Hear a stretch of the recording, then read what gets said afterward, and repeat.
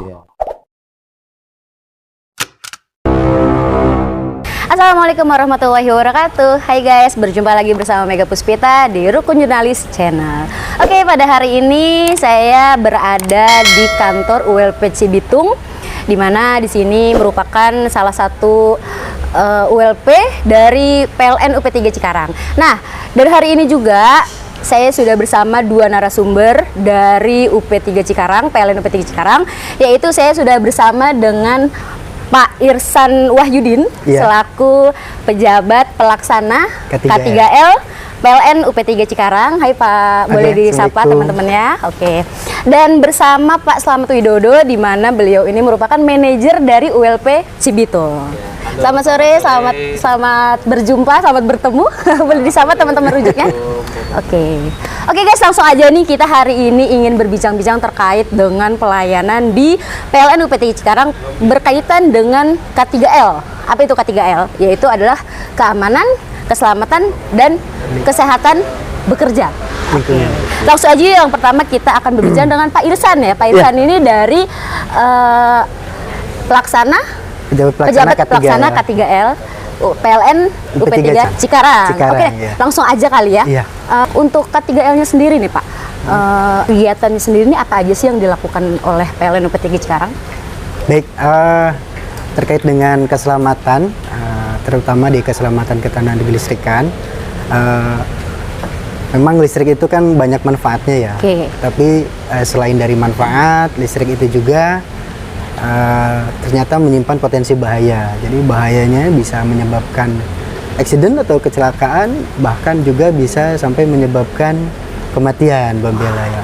Untuk itu perlu kita memahami dan juga mengerti terkait peralatan listrik, kemudian juga instalasi listrik, baik itu di pelanggan dan juga mungkin instalasi listrik di PLN ya. Dan mungkin kami mau menginformasikan terkait beberapa hal yang bisa potensi menyebabkan terjadinya tadi kecelakaan ataupun juga accident tadi. Ya, jadi yang pertama terkait dengan pemasangan antena, antena biasanya dari besi ya. Kemudian pada saat memasang perlu dilihat di sekitar apakah ada jaringan PLN. Kalau misalkan di situ ada jaringan PLN, terutama di kabel PLN, bisa menghubungi terlebih dahulu PLN. Ya. Kemudian yang kedua,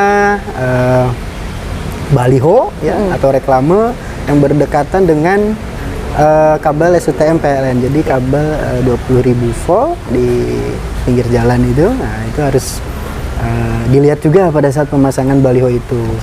Kemudian juga selanjutnya adalah yang memang berpotensi bahaya itu adalah ketika ada renovasi rumah. Ya, kadang-kadang kita kan akan meningkatkan lantai ya, dari satu lantai, dari dua lantai, dari dua lantai menjadi 3 lantai. Nah, itu pun harus kita melihat kondisi di sekitar rumah itu, apakah ada kabel PLN atau enggak. Jadi pada saat ngereno pun harus melihat juga potensi bahayanya. Kalau memang ada kabel PLN, alangkah lebih bagusnya bisa menghubungi PLN terlebih dahulu untuk dilaksanakan survei apakah aman atau tidak ya, seperti itu. Kemudian yang selanjutnya ada kegiatan yang memang membahayakan juga adalah terkait dengan bermain layang-layang ini. Layang-layang, iya. Guys. Tentu kemarin pada saat musim liburan sekolah ya, anak-anak main layangan. Nah, layangannya ini nyangkut di kabel kami. Nah, pada saat nyangkut itu apalagi ketika hujan basah bisa gangguan atau short circuit atau korsleting. Gitu. Kemudian juga untuk kegiatan yang lain ada pohon ya. Jadi ketika pohon yang memang berdekatan dengan kabel listrik harus dipangkas oleh tugas PLN. Iya. Jadi kalau memang ada masyarakat atau pelanggan yang memang dirasa pohonnya berdekatan dengan kabel, nah itu harus hati-hati ya, harus hati-hati. Jangan sampai pada saat memangkas karena tidak hati-hati bisa tersengat listrik. Begitu. Mungkin itu dulu, Mbak Oke, Mega. itu berarti terkait dengan antisipasi ya. Betul. Pencegahan bahaya di masyarakat. Iya. Nah ini Pak terkait dengan keamanan kelistrikan di dalam rumah ya, di dalam rumah warga atau pelanggan PLN gimana nih Pak untuk antisipasinya ini? Boleh dijelaskan? Baik, saya jelaskan sedikit terkait keamanan di sisi pelanggan ya. Jadi sebenarnya PLN itu menempatkan alat pengukur dan pembatas di rumah pelanggan. Jadi kita titipkan ke pelanggan, istilahnya di masyarakat dikenalnya dengan KWH meter gitu, KWH meter. Nah, KWH meter itu wajib dijaga oleh pelanggan, karena itu di sana itu sebagai titik pengukuran, titik transaksi antara PLN dengan pelanggan. Di KWH tadi harus mengukur secara tepat, artinya tidak boleh ada yang dirugikan. PLN tidak boleh dirugikan, pelanggan juga nggak boleh dirugikan gitu. Jadi harus tepat. Jadi ketika di situ pemakaian pelanggan itu sebesar misalnya 100 kWh, maka yang dibaca oleh KWH tadi harus 100, nggak boleh lebih, nggak boleh kurang. Kemudian pemakaian tadi ada peruntukannya sendiri-sendiri. Jadi untuk pelanggan rumah tangga juga harus dilayani dengan tarif rumah tangga. Tidak boleh pelanggan industri dilayani dengan rumah tangga. Pelanggan industri daftarnya juga harus pelanggan industri. Kemudian pelanggan bisnis juga daftarnya harus pelanggan bisnis, tidak boleh dilayani dengan rumah tangga karena tarifnya berbeda. Nah, kalau ada hal-hal yang tidak sesuai dengan ketentuan-ketentuan tadi, berarti itu ada ketidaksesuaian ataupun pelanggaran.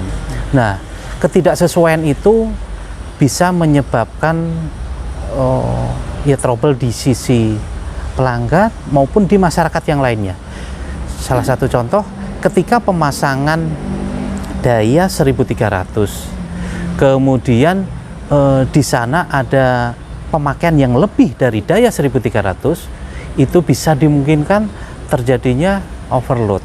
Pemakaian yang lebih itu bisa timbul panas, kita sering mendengar terjadinya kebakaran dan lain sebagainya. Itu bahayanya. Kemudian itu juga bisa merugikan pelanggan yang lain. Artinya pelanggan yang di sekitarnya, karena ada di salah satu pelanggan yang lainnya yang melakukan pelanggaran pemakaian tidak sesuai dengan semestinya, kemudian terjadi tegangan drop di pelanggan yang lainnya. Jadi itu dari sisi peruntukan harus sesuai dengan yang kebutuhannya. Siap.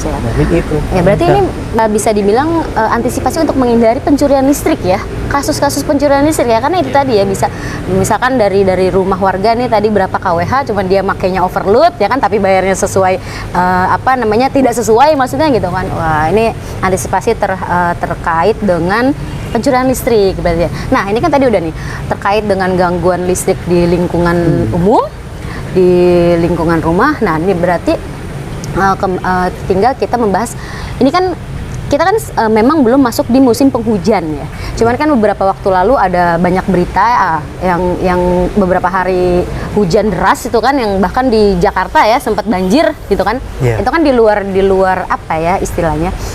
Mungkin di luar hukum alam kali kan. yang tidak musim hujan tapi kemudian hujan akhirnya menyebabkan banjir, dan itu kan pasti menjadi salah satu gangguan kelistrikan. Nah, ini jika sewaktu-waktu ya terjadi di wilayah di bawah wilayah PLN UPT Cikarang, mungkin ada himbauan apa untuk warga apabila terjadi bencana banjir gitu loh, agar terhindar dari bahaya-bahaya kelistrikan. Ini seperti apa? Baik, mungkin coba saya jawab ya, Mbak Mega. Yang pertama, memang kita harus mengantisipasi di musim penghujan ini. Yeah. Karena kita tahu bahwa ketika musim penghujan, air itu adalah bersifat konduktif ya. Jadi konduktif itu adalah bisa mengalirkan listrik. Siap. Meskipun kita jauh, misalkan ya, kita posisi di sini nih, Mbak Mega di sana 1 meter, harusnya kan tidak ada sengatan listrik. Tapi ketika hujan, bisa saja kita kesetrum. Siap. Karena tadi adanya rambatan atau aliran listrik dari air ya. Nah, pada saat itu mungkin kita harus lebih peduli ya, ataupun juga lebih aware atau kepada potensi-potensi bahaya. Jadi tadi sudah kita bahas terkait dengan peralatan atau kunjung instalasi listrik ya, terkait terutama di sisi PLN ya. Nah, mungkin pada saat musim hujan ini mohon untuk tidak memegang tiang ya, ataupun juga dekat dengan gardu listrik jangan dipegang ya pada saat hujan ya.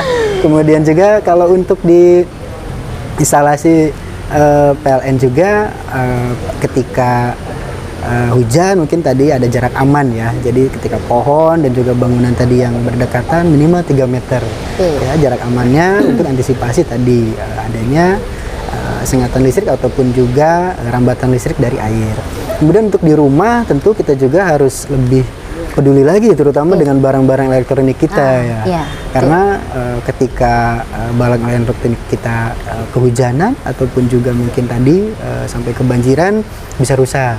Nah, tentu kalau misalkan apalagi sampai banjir ya, sampai banjir kita harus lebih cepat ya. Jadi yang pertama adalah mematikan tadi MCB yang di meteran. Jadi ada namanya MCB ya. Itu berfungsi untuk mengamankan dari korsleting listrik. Nah, kita harus bisa mematikan supaya air yang menggenang di dalam rumah ya ataupun di dalam pelanggan, di dalam kediaman pelanggan itu tidak bisa mengalirkan ya. Jadi harus dimatikan dulu. Jadi langsung saja dimatikan di MCB. Nah, terus yang kedua ketika sudah dimatikan ya tentu saja kita angkat ya namanya barang-barang yang ada di bawah ya. Kulkas berat kayaknya ya. Misalkan mungkin barang-barang elektronik yang disimpan ataupun juga yang tergenang ya. Terus kita juga mengamankan stop kontak yang ada di bawah. Yang ada di bawah itu juga kita harus amankan supaya tidak tergenang ataupun juga tidak bisa mengalirkan aliran listrik ya seperti itu. Nah, terus tadi sebelum bencana, misalkan itu kan sudah terjadi bencana banjir ya. Nah, terus misalkan pada saat sebelum bencana banjir, kita pun juga harus memastikan terkait dengan kabel-kabel di rumah. Jangan sampai ada kabel-kabel itu yang terluka ataupun terbuka. Terluka. Terluka iya. Ya, karena di kabel itu kan ada isolasi ya, itu yang memang berfungsi sebagai mengamankan listrik itu. Jadi ketika isolasinya itu atau juga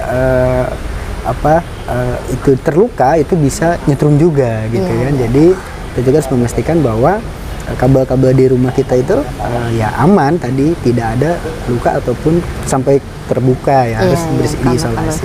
Itu kan berkaitan dengan bencana banjir ya, ataupun genangan air ya. Tapi kalau saya boleh tanya nih ya, selain potensi dari air itu kan bersifat konduktor ya, konduktor yang bisa mengaliri listrik juga gitu kan ya.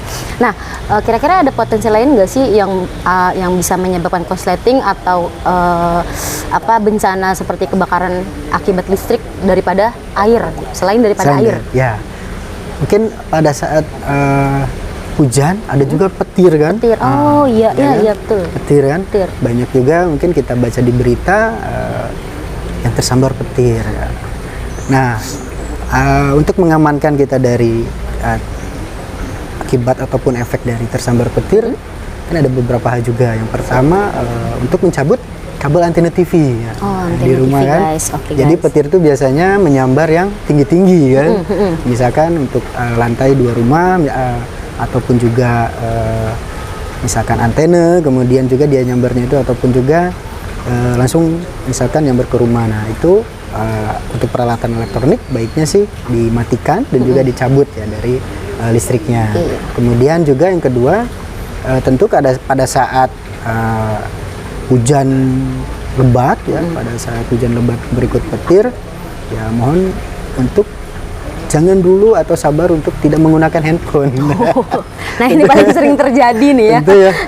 Itu bisa mengundang ya, karena kita tahu bahwa pada alat telekomunikasi itu medan elektromagnetnya cukup tinggi ya. Nah, itu bisa mengundang petir. Jadi siap. orang yang misalkan di dalam rumah bisa tersambar juga dalam petir. siap. Karena petirnya menyambar ke elektromagnetik itu. Wah, itu berarti emang harus digaris bawahi ya ketika terjadi petir, jangan juga main handphone karena kesetrum listrik itu tidak seindah kesetrum cinta. Ya. Benar nggak?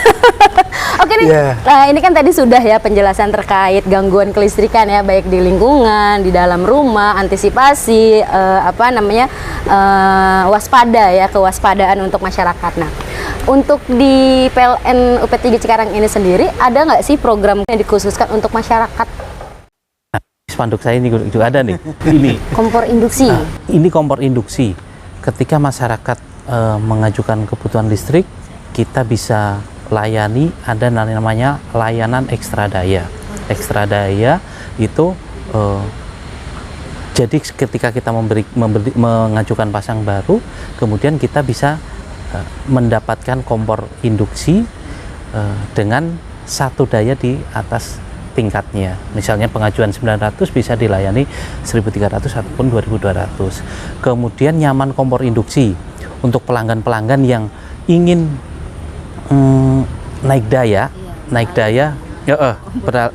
daya, tetapi membeli kompor induksi itu kita ada kasih diskon luar biasa, diskonnya ini sampai dengan daya 11.000, maksimal daya 11.000. Kita ambil contoh misalnya ada pelanggan yang mengajukan rubah daya ya, dari daya 900 ke daya 5.500. Itu normalnya mungkin sekitar 4.700.000-an. Nah, ketika membeli kompor induksi paket bundling tadi, mereka cukup membayar 150.000. Dari 4 juta sekian sampai hanya 150.000. Wah. Okay.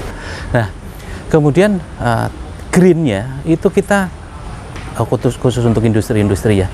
Kita juga punya, tapi masyarakat umum juga bisa sih sebenarnya. Kita punya produk namanya REC. REC itu jadi untuk industri ataupun rumah yang membutuhkan pengakuan terkait dengan penggunaan energi terbarukan. Itu kita punya sertifikat yang diterbitkan oleh PLN, namanya REC. REC ini juga kita bisa melayani kebutuhan. Kita punya pembangkit-pembangkit yang non fosil. Jadi ini bisa dimanfaatkan oleh pelanggan-pelanggan yang ada di UP3 Cikarang. Saya dengar juga kan untuk di pemerintah saat ini kan memang sedang menggalakkan green energy ya, green energy. Dan itu mungkin peruntukannya khususnya untuk industri ya, untuk industri bisa di rumah Mbak Mika kalau pengen juga bisa. Itu di rumah pun bisa. Misalnya saya mau pakai listrik tapi yang green energy nih gitu kan, biar ramah lingkungan. Bisa gitu. Mbak Mika bisa beli REC, bisa. Jadi bisa juga REC ke rumah gitu loh ya. Iya. Nggak harus mesti perusahaan atau industri besar gitu. Wah, luar biasa. Oke, terkait dengan penggunaan kompor induksi ya. Misalkan itu tadi, misalkan contoh saya di rumah saya 900 watt nih. Saya mau tambah daya karena saya mau pakai kompor induksi. Kalau saya nggak beli kompor induksi tadi bayarnya 4 jutaan. Kalau dari 900 ke berapa?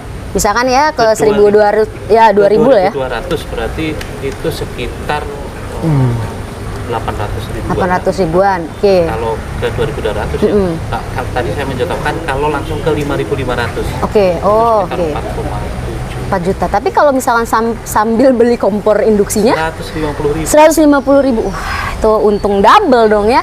Tambah dayanya murah, dapat kompor listriknya juga. Wah, ini guys, ini bisa dimanfaatkan nih guys. Ayo buruan kita beralih ke kompor induksi. Terakhir nih ya, ini kan juga PLN sedang menggalakkan aplikasi PLN Mobile. Ya kan?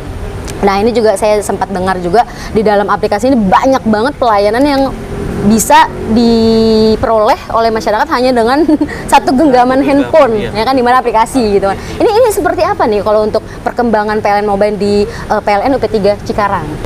Ya Mbak Mega, jadi untuk pengguna PLN Mobile di UP3 Cikarang ini sekarang sudah hampir 65%. Ini sudah pengguna PLN Mobile di UP3 Cikarang. Nah, ini semua layanan, hampir semua layanan ini sekarang sudah dilayani melalui PLN Mobile. Mau pasang baru, mau tambah daya, mau keluhan, semuanya sudah di situ. Kalau dulu-dulu ketika mau mengeluh terkait dengan gangguan, kita harus nelpon, menghubungi call center, pulsanya habis banyak. Sekarang tidak, cukup ketik-ketik aja. Nanti pelanggan tinggal nunggu di rumah karena kita bisa trace sendiri. Petugasnya sudah sampai di mana, kita bisa lihat, petugasnya sudah perjalanan atau sampai mana, ini kita bisa trace. Kemudian kita juga bisa memberikan rating pelayanan yang diberikan oleh PLN setempat seperti apa, kita bisa memberikan feedback.